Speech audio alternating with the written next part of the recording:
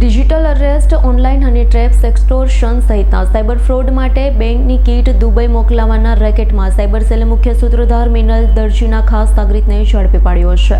Surat cyber સેલે 7 માસ પહેલા સરથાણા અને મોટા વરાછા સ્વાધ્યાય કોમ્પ્લેક્સમાં સાયબર ગેંગને બેંક એકાઉન્ટ અને સિમ કાર્ડ ભાડે આપવાના નેટવર્કનો પર્દાફાશ કર્યો છે. દુબઈમાં બેસી સુરતનો મિલન ઉર્ફે દરજી, સુરેશ વાઘેલા અને વિવેક ઉર્ફે મારુતિ મુખ્ય સૂત્રધાર હોવાનું બહાર આવ્યું. દુબઈમાં ચાઇનીઝ ગેંગ ભારતીયોને નોકરી પર રાખી લોકો સાથે સાયબર છેતરપિંડી કરતી. નાણાં જમા લેવા ભારતીય બેંક એકાઉન્ટની જરૂરિયાત પડતી હોય મિલન અને વિવેકને એકાઉન્ટ પૂરા પાડતા. તે માટે તેમણે સુરતમાં રહેતા અજય ઇટાલિયા, હિરેન બાબરિયા, વિશાલ ઠુમર, જલ્પેશ નડિયાદરા અને કેતન વેકરિયાને રોક્યા હતા. રેકેટમાં સાયબર સેલે તમિલનાડુના યુવક સહિત 10ની અત્યાર સુધીમાં ધરપકડ કરી છે.